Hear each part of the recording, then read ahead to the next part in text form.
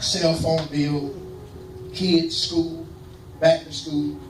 With that being said, let me go a step further and say, how many are honest enough to admit that you have gone through a season or may be in a season where you feel as if because you had more bills than check, you felt as if you could not afford to tithe? Amen. Okay. I want to help us. And this is not, I don't preach a scare tactic message that if you don't tithe, you're going to hell. Nope. God said, my grace is sufficient. It's sufficient. Tithing is a principle. And I want you to catch the revelation that it's a principle and it's not a get-rich-quick scheme. Nope. So even though you've heard it, let me put it on paper for you. And I'm going to use a very moderate figure of $500 that you bring home, whether it be bi-weekly or what have you. Even your part-timers and musicians, as you minister, I want you to get this as well. That tithing is not just for the people that you minister to, but it is a principle that you must apply as well.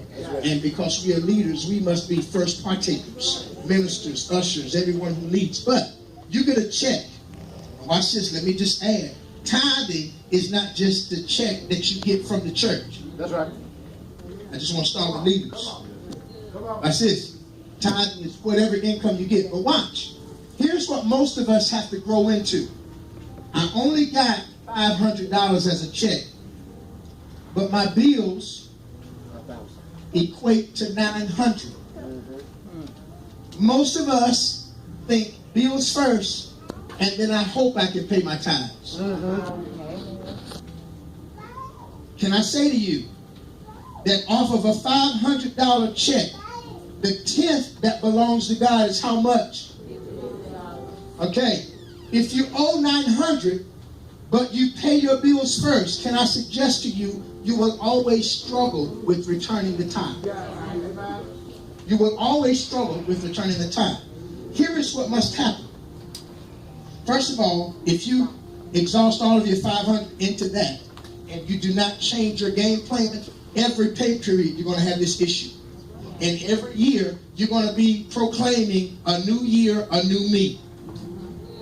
Every year you're going to be saying, I'm going to do my best to tithe this year. But you have not changed the formula. And let me just say to you biblically that when the Bible speaks of a curse because of not tithing, it is not speaking of a wrathful God that's ready to curse you. Curse comes from the Hebrew word meaning bad formula. So when you don't learn the principle of tithing, you have incorporated a bad formula. And that bad formula is what's causing you to be behind. Watch this. Out of 500, the first thing that you go to should never be, what are my bills? First thing that you go to should be, first of all of this belongs to God. So I'm not going to pay tithes. I'm going to return 50 to God. Amen. Now, rather than me having 500 to pay my bills with, I only have 450. But if I'm believing God for healing, if I'm believing God for increase, if I'm believing, see, I had skills from basketball. If I'm believing God for a house and a car, then I gotta believe that I serve a God that will do more with my 450 than I can with my 500.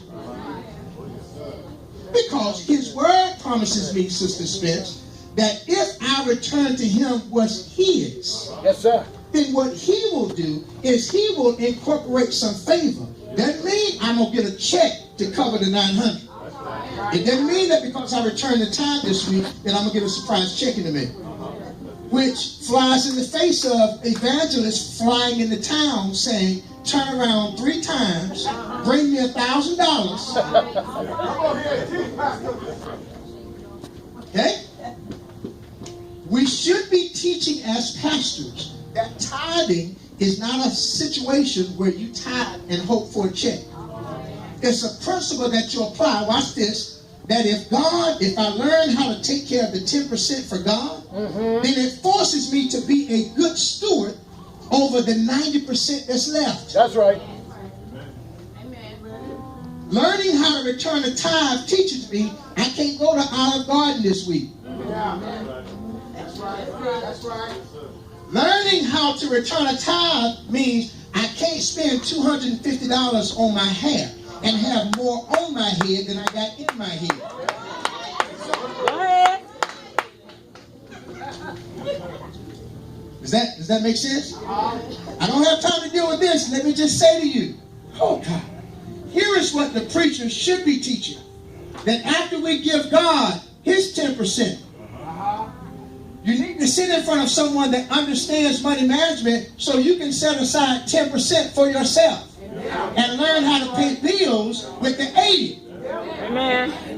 That for 6 months, if I set aside $50, preach, Mason, preach. And in 6 months, I've got $300 for emergencies. In a year, I've got $600. And I'm a faithful tither. And I'm paying my bills. And I become, watch this, as operating under a principle, I become the lender and not the borrower. Because in a year's time, I got $600 saved. Oh, you need 20? That makes sense. So today, stop justifying your condition. Because when you justify your condition, you give it a license to stay. Stop saying I don't have and I can't afford to. You can't afford not to. Amen? I want you to let that marinate, because you know, in the black church we gotta let stuff marinate. Let it marinate. Let it marinate. We want these fine gentlemen to come